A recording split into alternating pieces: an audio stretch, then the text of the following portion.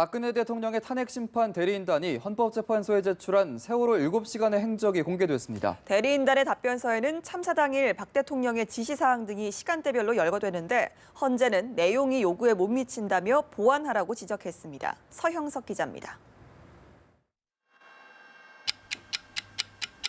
세월호의 조난 신고가 해경에 접수된 후 약 1시간 후인 오전 10시. 청와대 관저 집무실에 있었던 박근혜 대통령은 국가안보실로부터 세월호 사고에 관한 첫 서면 보고를 받습니다. 탑승자 56이 구조됐고 해군, 해경함과 항공기 등이 현장에 도착해 구조 작업을 벌이고 있다는 내용이었습니다.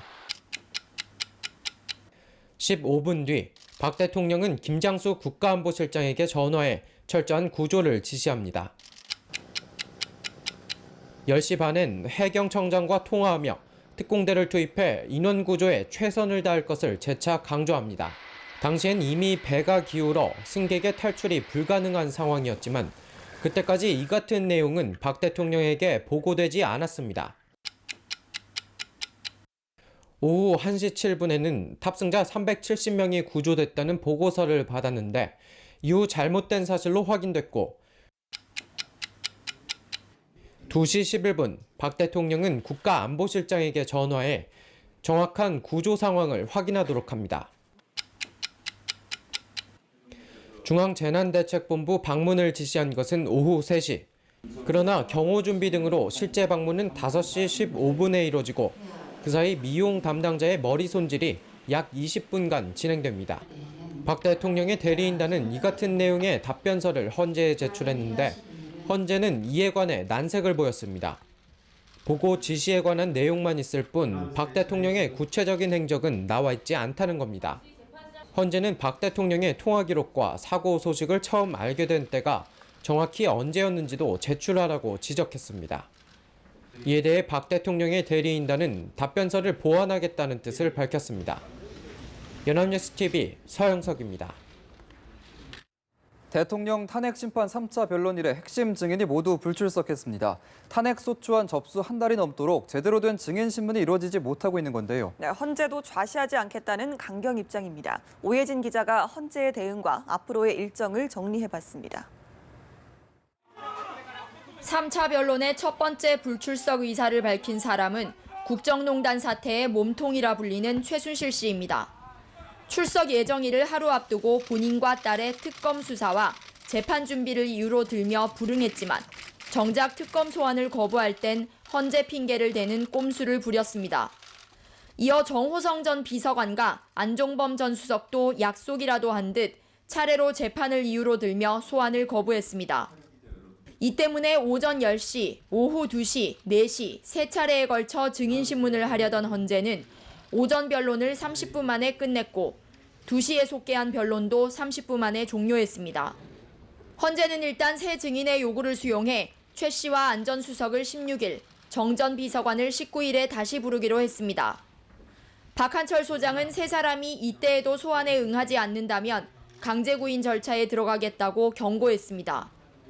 특히 탄핵심판 일정 지연을 좌시하지 않겠다면서 다음 주에는 예정에 없던 특별기일을 잡고 주 3회 재판까지 열겠다는 강수를 뒀습니다. 오는 12일 진행되는 4차 변론에는 이영선 행정관과 조환규 전 세계일보 사장 등 4명이 증인으로 출석합니다.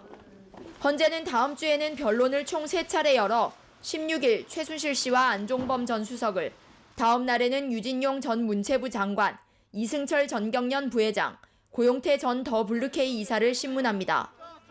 19일에는 문고리 권력 3인방인 안봉근, 이재만, 정호성 전 비서관을 부릅니다. 연합뉴스TV 오예진입니다. 최순실 게이트의 주요 피의자들이 태블릿 PC의 증거 능력을 걸고 넘어지며 혐의를 부인하는 와중에 또 다른 태블릿 PC가 등장했습니다. 특검팀은 제2의 태블릿 PC 역시 최순실 씨가 사용한 것이 맞다고 못 박으면서 최 씨를 궁지로 몰았습니다. 김보윤 기자입니다.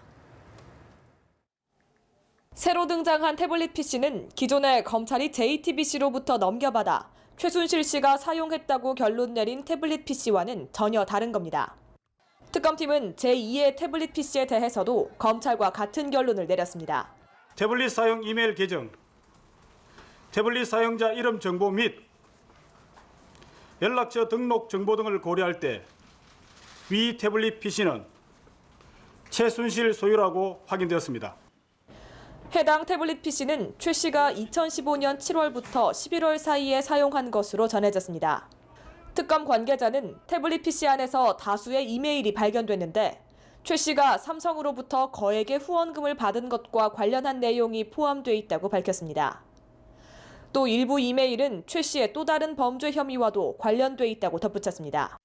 특검팀은 제2의 태블릿 PC 속 이메일과 문건들이 기존에 드러난 수사 내용과 일치하는 점이 많았다며 수사에 상당한 자료가 된다고 설명했습니다. 줄곧 혐의를 부인하면서 특검 조사에도 응하지 않았던 최 씨를 올가매는 동시에 삼성의 뇌물 혐의까지 입증할 중요한 증거가 등장한 셈입니다. 특히 최 씨는 그동안 기존의 태블릿 PC는 본인의 것이 아니라며 태블릿 PC의 입수 경위를 트집잡아 증거 능력을 부정해왔습니다. 특검팀은 이런 부분을 의식한 듯 해당 태블릿 PC는 최순실 씨의 조카 장시호 씨로부터 직접 제출받은 것이라며 증거 능력에 아무런 문제가 없다고 강조했습니다. 연합뉴스 TV 김보윤입니다.